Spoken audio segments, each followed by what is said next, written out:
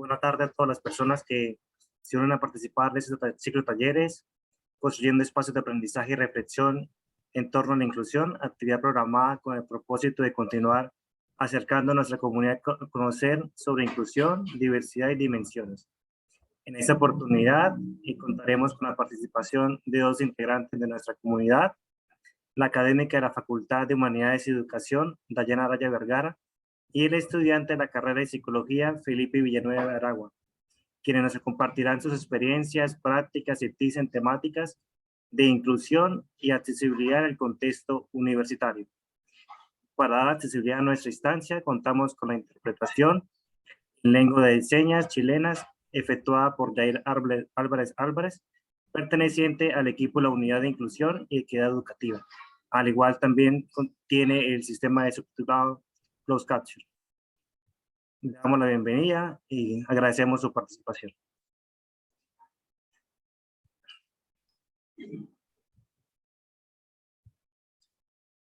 Voy a compartir el material y le damos la palabra al estudiante.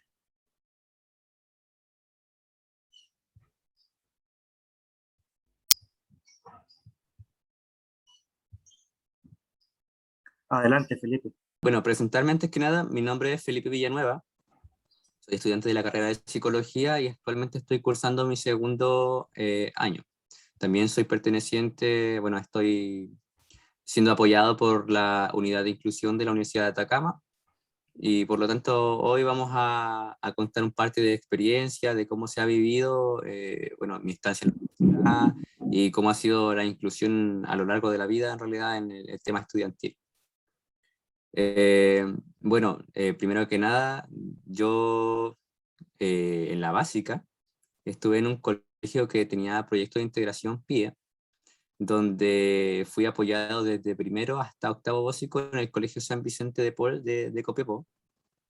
Ahí se me enseñó el braille, se me apoyaba en temas de las pruebas, y por ejemplo, en realidad yo no asistía mucho porque yo nunca he sido como de pedir mucha ayuda en ese aspecto, ya que poseo baja visión, entonces eso igual me ayuda más o menos un poco. Por ejemplo, yo cuando estaba en la básica, me apoyaba de mis compañeros, ellos como que se hicieron la costumbre después de que la persona que se sentaba conmigo me dictaba lo que hacían en la pizarra, y era genial porque en realidad yo después no tenía que pedir ayuda, sino que era como, ya, te ayudo, y entonces ellos iban escribiendo, me acuerdo, y yo iba escribiendo en mi cuaderno también. En ese tiempo yo escribía con plumón, estos plumones como de pizarra o permanente, en los cuadernos, mucho más grandes. Ocupaba varios cuadernos al año, pero se me hacía bien fácil y sentía en realidad el apoyo del colegio. Yo creo que no tuve casi problemas en el tema de la inclusión.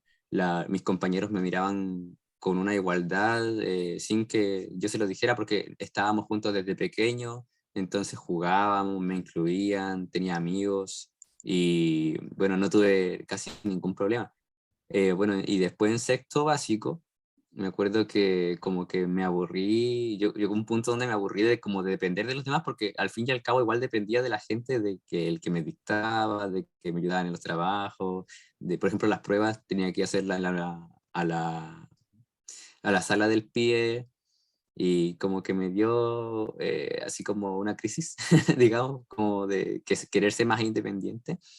Y ahí el 2014 yo fui al Colegio de Ciegos Luis Braille, que se encuentra en La Serena, donde me quedé un año y medio, y ahí aprendí a utilizar el bastón, aprendí, bueno, a tocar un par de instrumentos, me acuerdo, y en realidad ahí me sentía muy bien. Fue, yo creo que uno de mis mejores años, porque en realidad ahí no sentía quizá una discriminación, podía hacer todo yo solo, me sentía incluido entre todos mis compañeros, igual en la básica, pero acá era diferente porque no era como que se hiciera algo tan grande, así como distancia entre las personas que no tienen discapacidad y las personas que sí.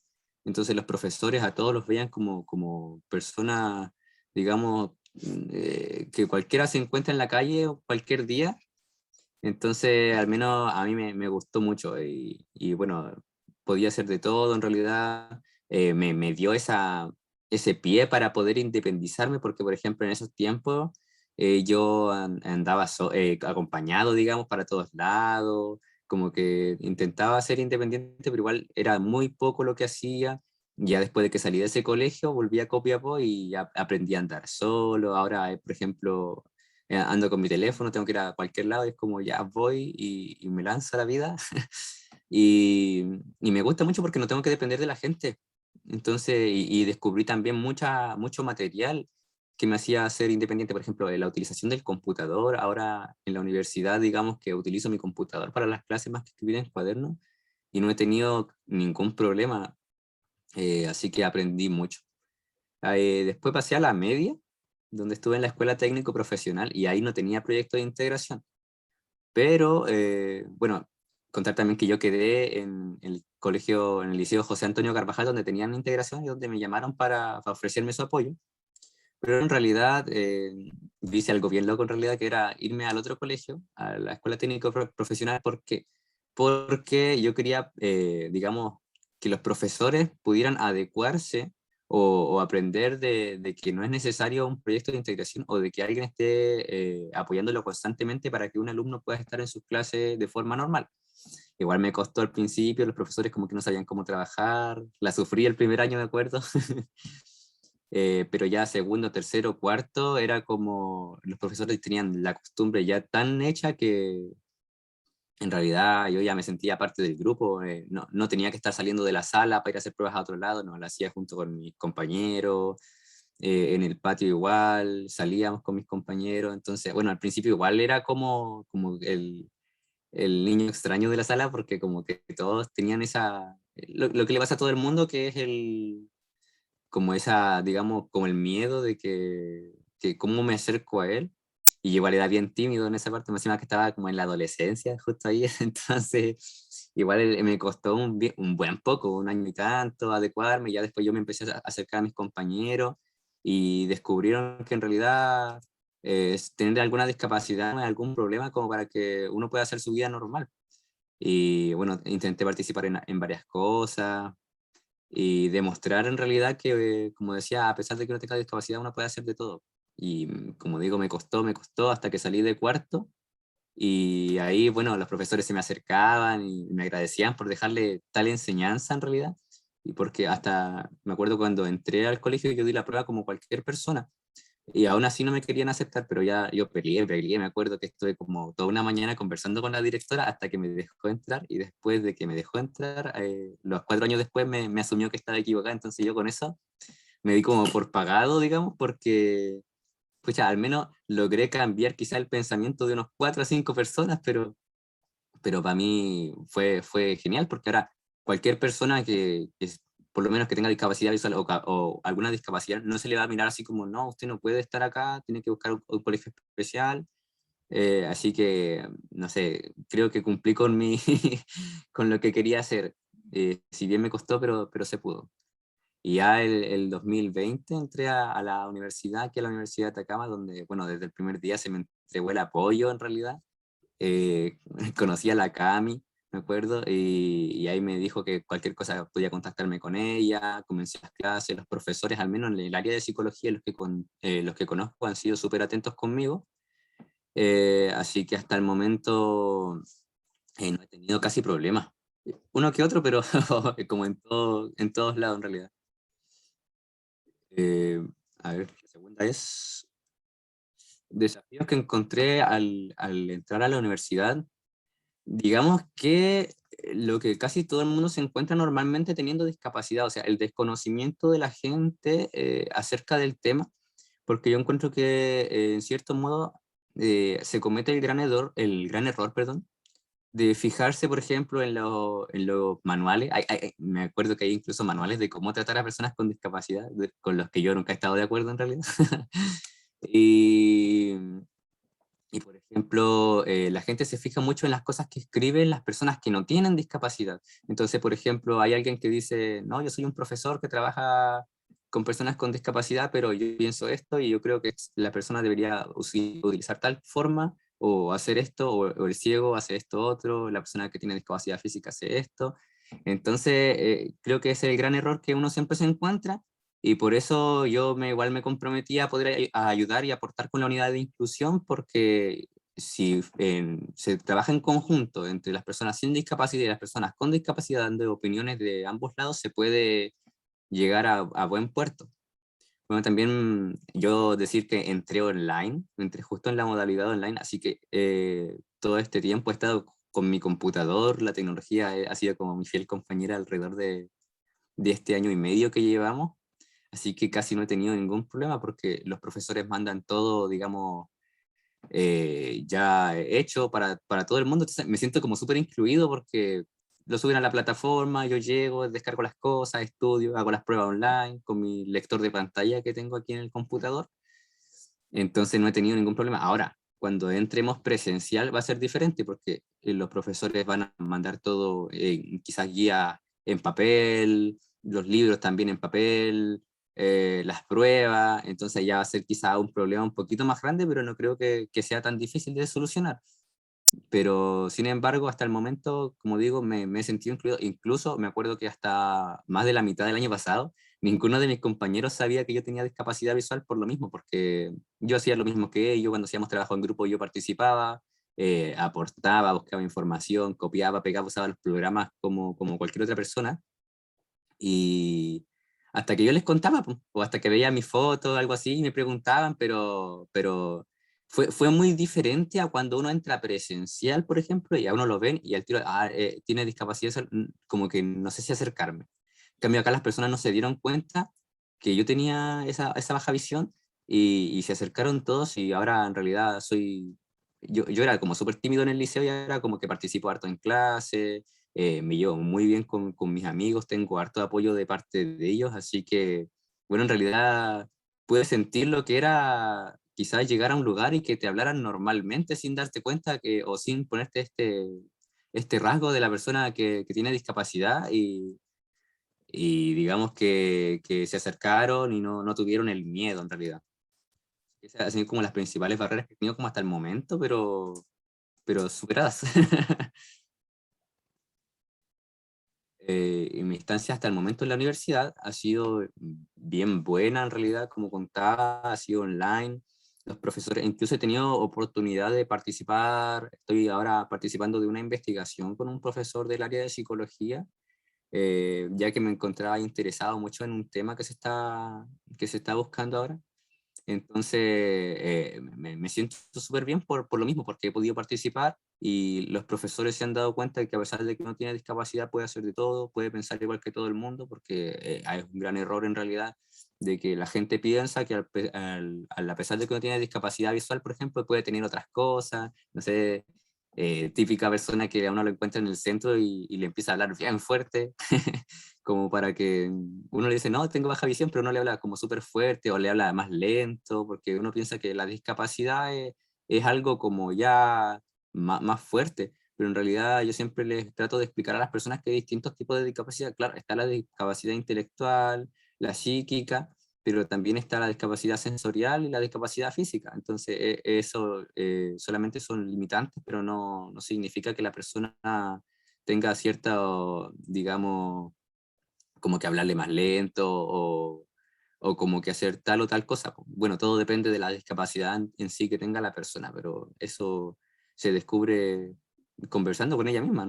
Yo creo que no hay que tener miedo a acercarse a una persona con discapacidad y quizás preguntarle, porque hay mucha gente que, por ejemplo, me ha dicho, oye, disculpa, te puedo preguntar algo, pero no te vaya a enojar, disculpa, es que no sé si preguntarte, y yo como, ya sé que me vaya a preguntar, entonces les digo, pero la gente tiene ese miedo porque es algo fuera de lo común y tiene, no sé, el desconocimiento, por ejemplo, en el centro, de repente pasan esos carritos, estos donde venden cosas que los ponen encima de la vereda, donde hay como estas líneas podotáctiles, que son esas líneas que están atravesando son como unos cuadritos que están en las veredas, que en realidad no son de adorno, sino que son para que las personas ciegas puedan seguir derecho y no chocar con nada. Pero en realidad uno choca igual porque los puestos de vendedores ambulantes, las ferias se ponen encima, pero en realidad mucha gente se enoja y yo creo que no es quizá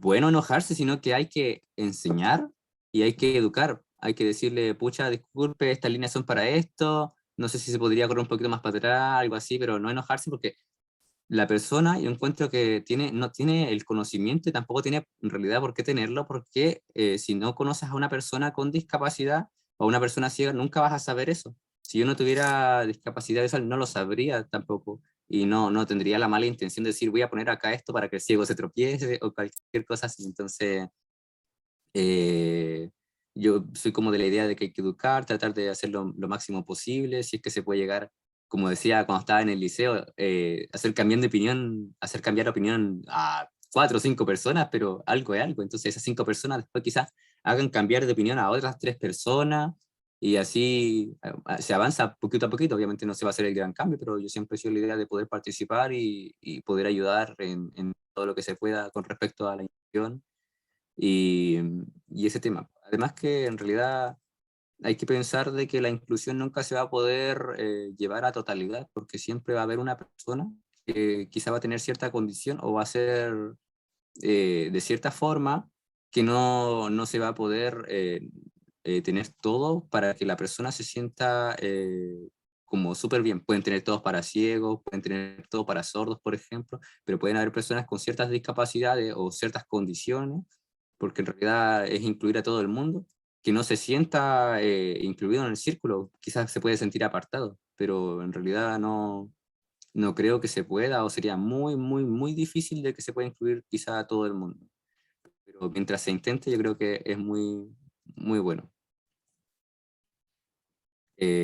Soluciones que pueda encontrar para la universidad. Yo creo que yo puedo hablar solamente desde la parte de discapacidad visual, porque en realidad existen muchas discapacidades, muchas condiciones que yo desconozco en realidad, pero en parte de discapacidad visual, no, yo no conozco mucho la universidad en realidad por temas de que estamos online, pero no sé, que los profesores quizás se adecúen sin que uno tenga que estar persiguiéndolos, mandándoles correo, que tengan el conocimiento quizás de, viene una persona ciega, ya, voy a ocupar tal protocolo, voy a hacer así.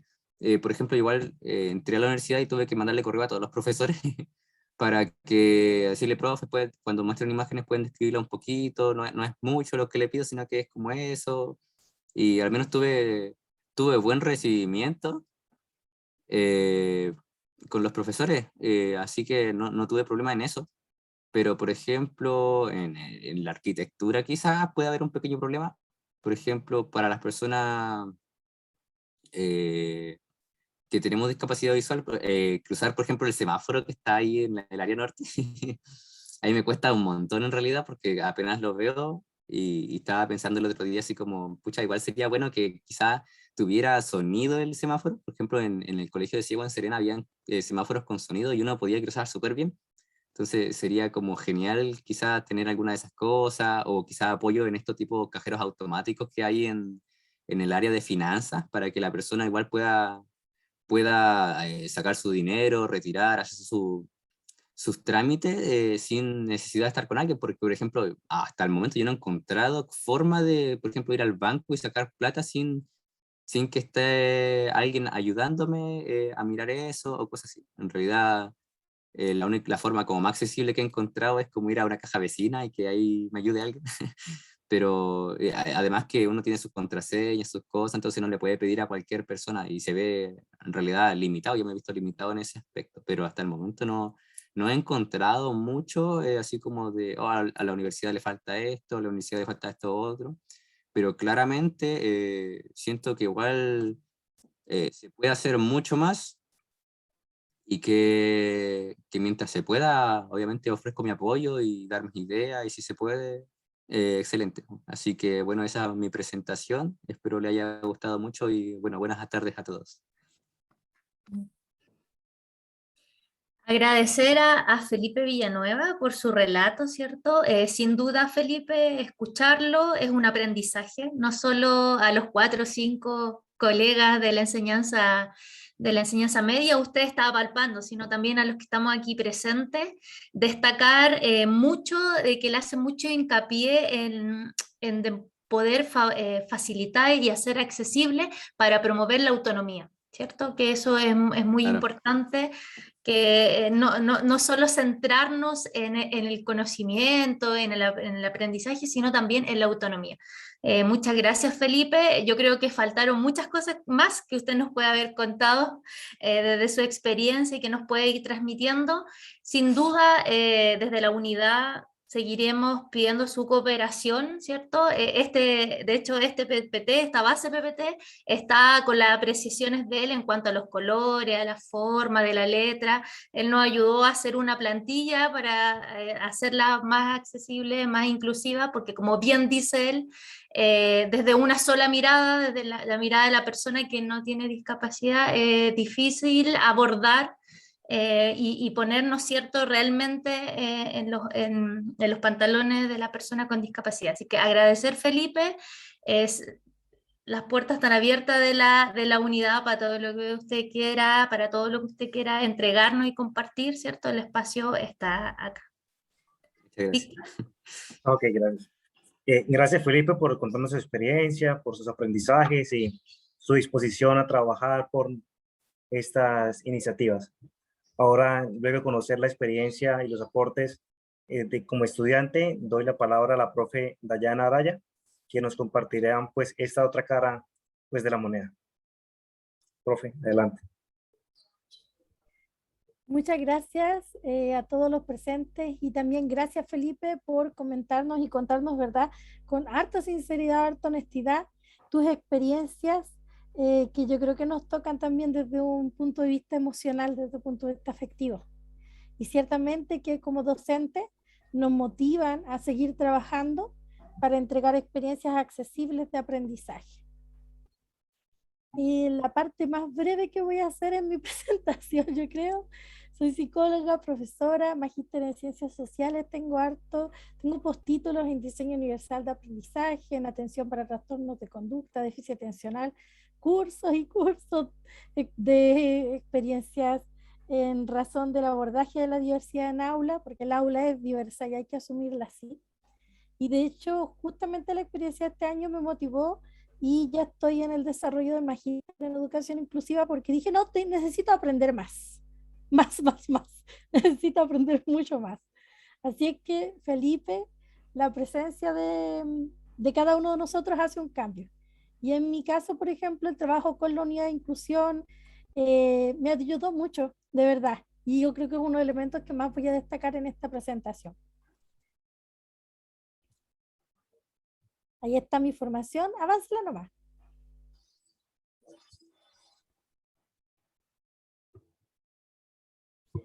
Así es como me vinculé a la inclusión. Yo partí trabajando en programas de integración escolar, pero incluso mucho antes, cuando acá en Copiapó, en la municipalidad, se hacían apoyos individuales, pero desde la municipalidad. La familia llevaba al niño o a la niña y nosotros entregábamos los apoyos especializados que se nos solicitaban. Ya luego entré a los espacios escolares, he trabajado en todos los niveles, parvulario, básica, enseñanza media y en educación superior. Siempre desde el ámbito de lo que tenía que ver con los programas de integración escolar, en el ámbito del apoyo psicológico. Y al mismo tiempo no he dejado a la docencia, que al final se convirtió en mi pasión, en el área de la psicología, de la educación, pero en el ámbito de inclusión. Ahora, antes de eso, yo en mi vida partí, porque uno, como dice bien Felipe, ve impresiones nomás de cara, pero no conoce historias. No voy a redundar en esa historia, pero siempre ando con mi fiel compañero acá al lado, mi bastón. Y no parece porque uno está ahí se ve la cara nomás. Entonces mi experiencia partió acá en realidad mucho antes de que siquiera terminara la carrera de pedagogía, cuando era muy joven. Esto me llama de corazón. Adelante. Gracias, Víctor. ¿Cómo se aborda la inclusión en el aula? Desde mi experiencia, creo que el primer elemento, si podemos revisarlo ahí, tiene que ver con el ambiente del aula, las relaciones dentro de la sala de clase. Ahí, Víctor, si puede avanzar, por favor. Esperar a ver que aparezca para que vayamos al mismo ritmo. Exacto. El ambiente bien tratante, generar un espacio de acogida, no de aceptación. La aceptación es pasiva, la acogida implica la acción. El acompañamiento afectivo y el respeto. el acompañamiento emocional, tratar siempre de estar disponible para que el estudiante tenga la posibilidad de manifestar cuáles son sus temores, cuáles son sus expectativas reales, ya sea que estén dentro o no de lo esperado para el proceso académico, pero que pueda comunicarse con nosotros abiertamente, desarrollar un diálogo fluido y un seguimiento.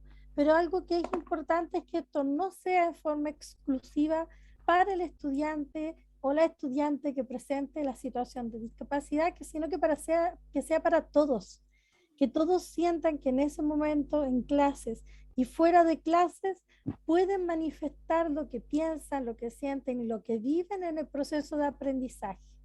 Creo que esa es la mejor forma en la que yo he logrado abordar desde mi perspectiva la inclusión en el aula, y por eso lo señalo así.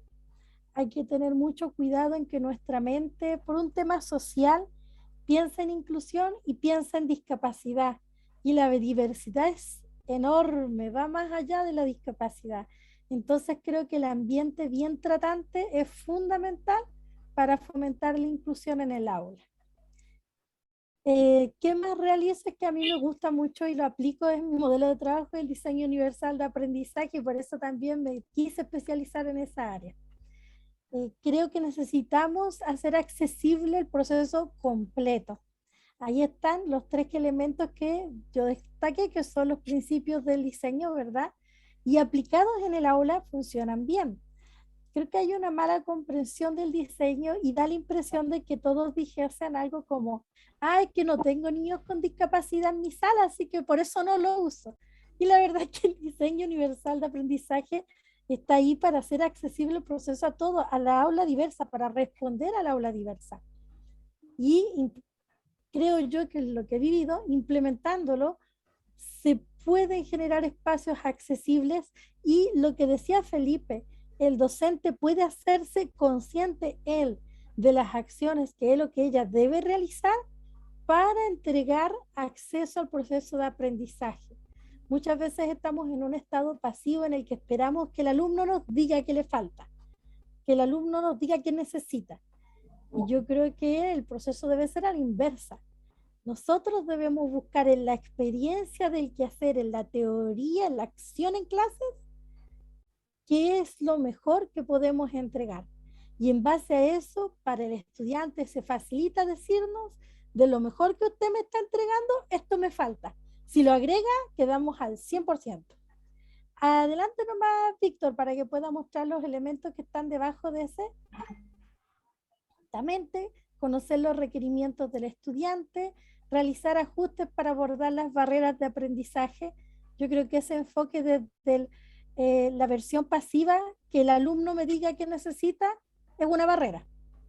No todos los estudiantes tienen la iniciativa, el valor, la motivación para decir esto me falta, y por lo tanto quienes estamos llamados a hacernos cargo de ese proceso educativo somos nosotros. Hay que evitar convertirnos en una barrera más y facilitar los múltiples medios de representación, de acción, de expresión, de implicación. Creo que es bueno trabajar no solo desde la intuición, sino desde el conocimiento. Aprender cómo se implementan los modelos de enseñanza inclusiva y llevarlos a la acción. Yo traje un ejemplo porque dentro de este trabajo a mí me sorprendió mucho, de verdad que me sorprendió, que existiera la unidad de inclusión como un apoyo al proceso educativo. Alguien dirá, pero destaca la unidad de inclusión porque la unidad de inclusión organizó el taller. No es así. Lo que sucede es que cuando yo estaba trabajando en la escuela, en los liceos de profesora, ¿verdad? Llegaban a mí los equipos multidisciplinarios y yo decía, ya vienen a molestar de nuevo. Después pasó el tiempo y yo empecé a trabajar de psicóloga y yo era el equipo multidisciplinario y ahora yo tenía que ir donde el docente, y esa experiencia a mí me cambió. Entendí que las necesidades, así como son múltiples, implican a muchas personas para el proceso. Por lo tanto, apenas yo supe que la unidad de inclusión podía entregar apoyo, yo dije, yo recuerdo esto. Y empecé a trabajar con la unidad de inclusión y fue súper efectivo. ¿Por qué? Porque ellos están desde esta mirada del modelo inclusivo que no va dirigido a la discapacidad en sí misma, sino que a mejorar el proceso de enseñanza del docente para el aula en general, para el aula diversa.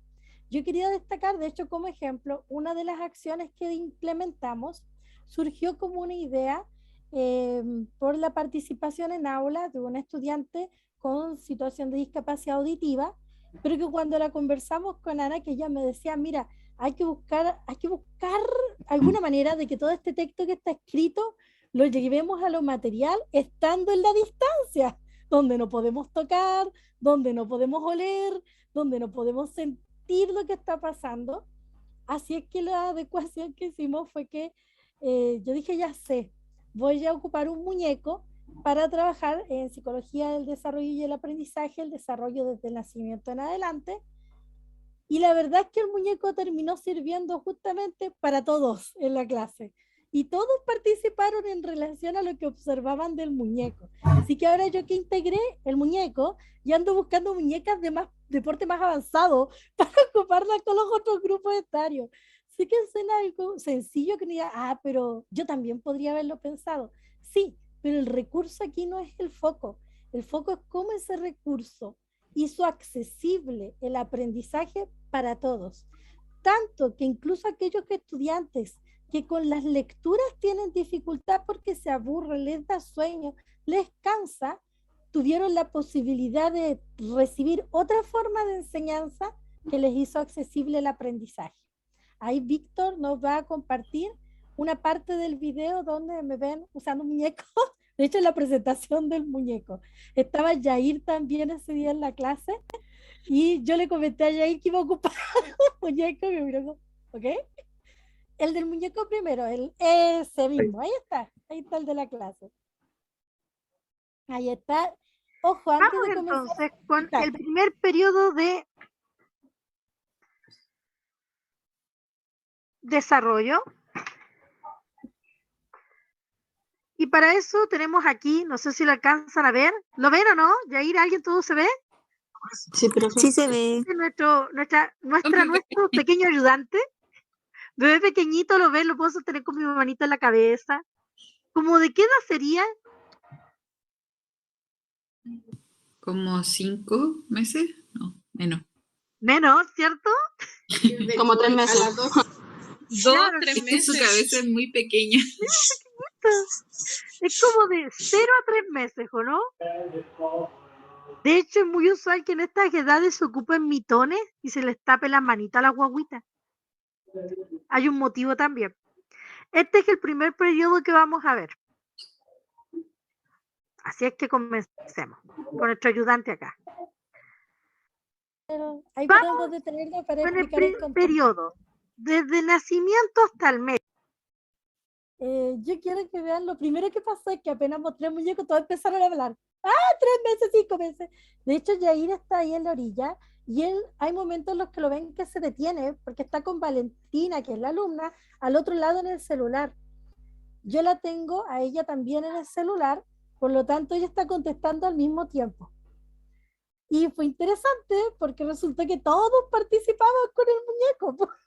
El muñeco era como, se hizo famoso. Si se dan cuenta, el texto es súper extenso, que es densa la información, es harto contenido, pero al llevarla a una versión física, incluso estando a la distancia, lo hizo más entretenido, lo hizo más participativo. Fue un ajuste que no solo benefició al estudiante que presenta situación de discapacidad auditiva, sino que a todas las estudiantes, todas se animaron y todas empezaron a hablar. Y eso también motiva a que todos los estudiantes puedan participar. Entonces, estas pequeñas ideas, las reuniones que teníamos con Ana Karina, con Yair, en las que íbamos haciendo las adecuaciones de los materiales, en las que me daban propuestas de qué podríamos hacer en la sala o no, a mí me sirvieron mucho, porque uno nunca deja de aprender. Y el ser humano es tan diverso que nunca se dejan de implementar nuevas ideas en la sala para hacer accesibles los procesos. Incluso la grabación es una idea de accesibilidad. ¿Por qué? Porque al costado está Yair. Esta grabación la ven así las niñas. Al otro costado estamos nosotros, quien va hablando, o quien participa se ve en la pantalla, en el centro está la diapositiva, este ajuste después viene, por si acaso yo lo hice, porque después dije la letra es muy chica, así que lo que hice fue separar cada texto con una imagen a su costado. Hice esa adecuación también. La letra después de toda la diapositiva era bien grande. ¿Para qué? Para que las alumnas tuvieran acceso visual al material, estuviera Yair, que es el intérprete de señas, también grabado en la presentación, y estuviera la docente y las estudiantes que participan también grabadas en la presentación. De todo se aprende, o sea, imagínense, uno dice, oh, qué exitosa, integró muñeco. Sí, pero después me di cuenta, tengo que cambiar la diapositiva. Después de que cambié la diapositiva, la volví a cambiar, porque dije, ahora además a cada texto tengo que asociarle una imagen. Y así fui mejorando y mejorando el proceso. ¿En base a qué? A la retroalimentación con los colegas, con Ana, con Yair especialmente, con quienes más trabajé. Y ahora vamos a ver el material. Ahí sigamos con la diapositiva, Víctor, que es quien también fue fundamental en este proceso. Yo creo que lo molestaba a cada rato. Así como, en esta imagen ven uno de los encuentros que tuvimos adecuando guías de trabajo. Avance nomás. Ahí está. Y en esto ve como uno encuentra desafíos. Pues. Primero, el reconocimiento de la accesibilidad. Es un desafío porque, como decía Felipe, cada vez que uno avanza, descubre que hay algo nuevo que mejorar. Integré muñeco, ahora cambio el tamaño de la letra. Aumenté el tamaño de la letra, ahora además le agrego una imagen. Aumenté el tamaño de la letra, la imagen, y ahora además agrego un video, porque uno va descubriendo cómo hacer accesible siempre el proceso de aprendizaje. Fomentar la igualdad de oportunidades, que todos participen en el aula. Así como escucharon que todos empezaron a hablar, la idea es mantener ese ritmo siempre. Yo ocupo la lista de clase en el celular y voy pidiéndoles que participen. Si un alumno se demora, esperamos. Si un alumno no tiene audio, puede escribir desde la mensajería. Si un alumno no tiene audio y no tiene mensajería, incluso puede mandar el aporte por el foro o por el correo y después yo los leo igual. Y en eso, con el trabajo con Yair fue muy efectivo. Yair siempre estuvo a la espera, tanto de las compañeras como del estudiante, quien entrega a él el apoyo directo en lengua de señas chilena para la participación. Y luego tenemos a continuación, avance nomás, Víctor, ahí está. ¿Qué tips podría entregar para la inclusión en la universidad? El primero, y en esta universidad en particular, trabajen con la unidad de inclusión y equidad de género. En serio, tienen recursos, pueden entregar nuevas ideas, de verdad sirve mucho. Reconocer y acoger el aula diversa. Esto de reconocer implica aceptar que nosotros somos responsables de la accesibilidad en el proceso de aprendizaje. Tener al estudiante como protagonista implica reconocer que ese estudiante tiene derecho a todos los servicios de la universidad, no solo a mis servicios docentes, también a los servicios de la unidad de inclusión y equidad de género, al sistema SAIES, mantenernos informados para entregar los apoyos. Allí hay una imagen de un video donde Víctor nos ayudó y lo editaron desde la unidad de inclusión.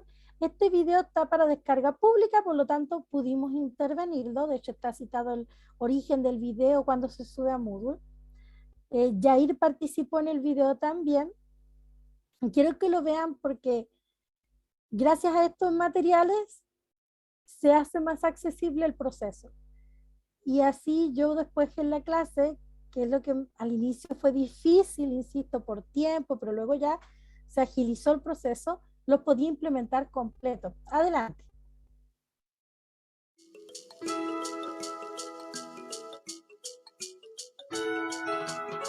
Después de sus 12 o 14 meses, aprenden a caminar con soltura y a coordinar los movimientos de sus manos, lo que los lleva a grandes cambios, a usar los objetos como la gente grande, a utilizar instrumentos para alcanzar sus juguetes, a solucionar problemas muy difíciles, a señalar para comunicarse y, sobre todo, ya no son bebés, son niños y niñas.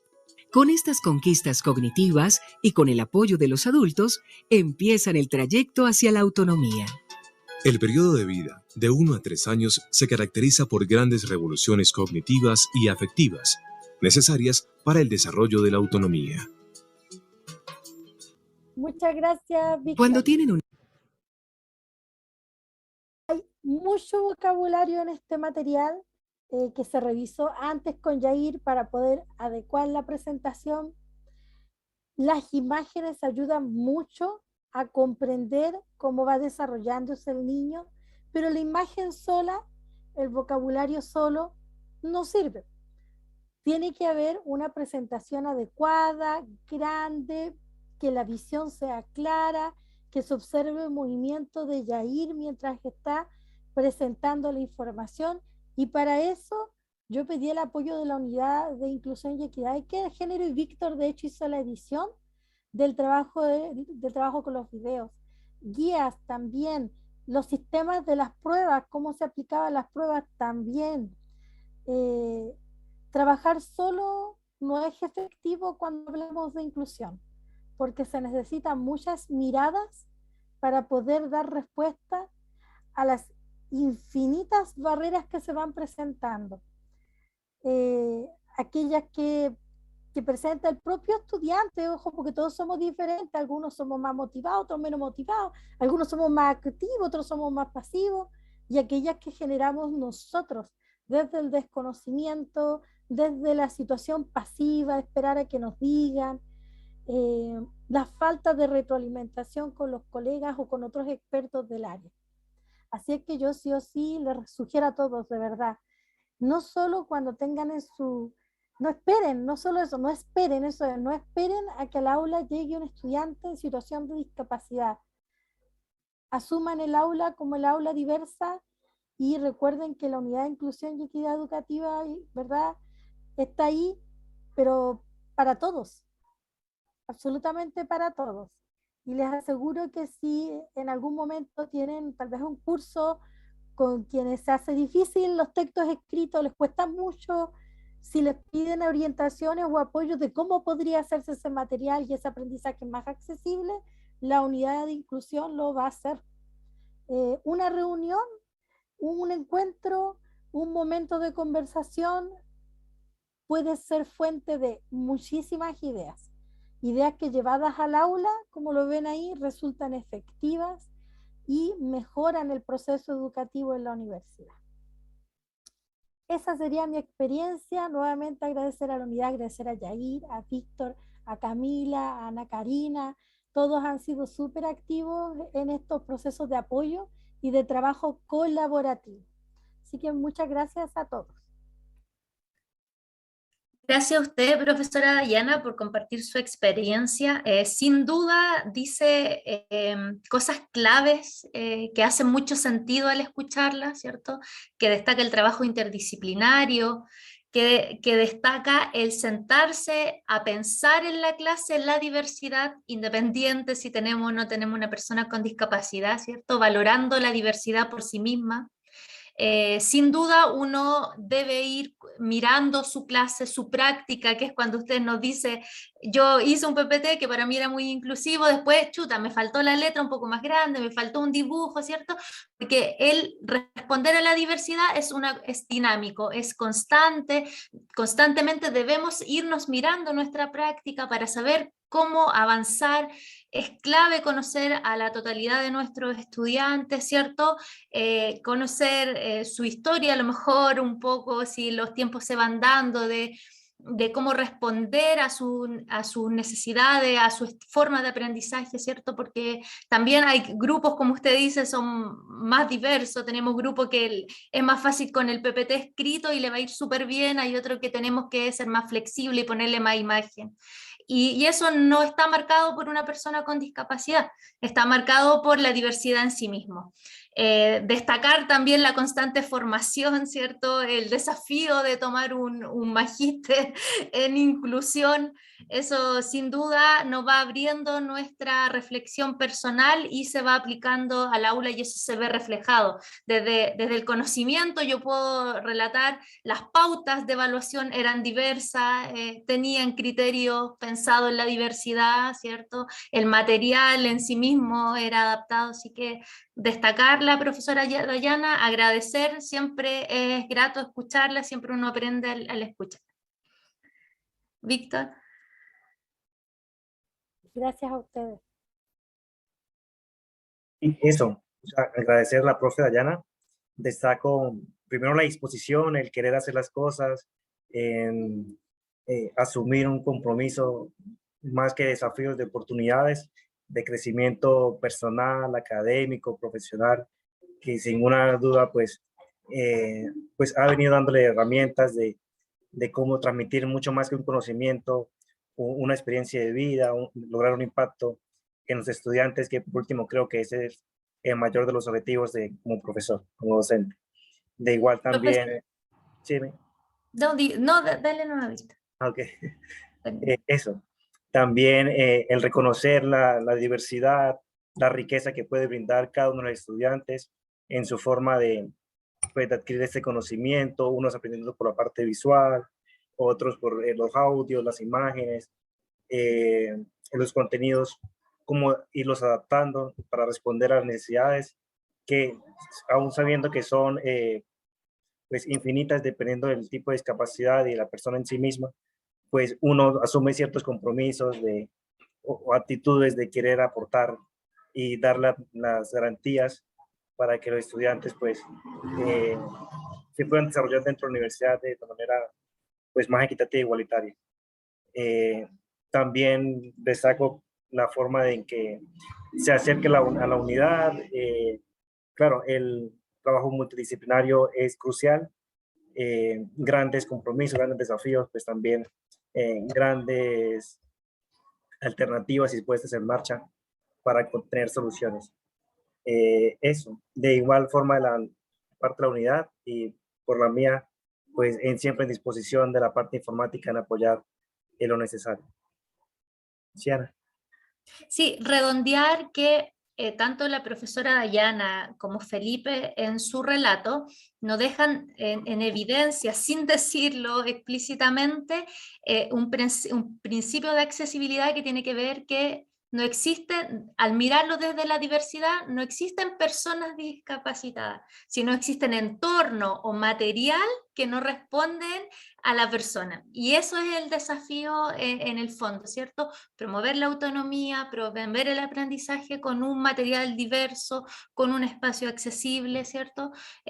Para poder avanzar en esta cultura inclusiva que nos debemos ir planteando como universidad, avanzar en esta cultura bajando las barreras. La profesora Dayana dijo algo muy significativo, que era que uno no sea una barrera, ¿cierto? Uno decide si es barrera o una persona accesible, y esas son decisiones personales y que se van construyendo a partir de él, irse mirando las prácticas en el cotidiano, y eso es un trabajo personal.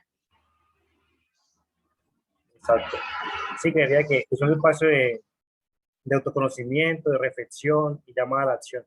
Tanto la persona que presenta algún tipo de discapacidad para acercarse a una unidad que le pueda orientar, o él mismo buscar alternativas, ser proactivo, una manera de tomar iniciativas de autonomía e independencia, que creo eso es fundamental a la hora de pues, lograr desarrollarse en un espacio, un contexto como la universidad o la vida diaria por sí mismo.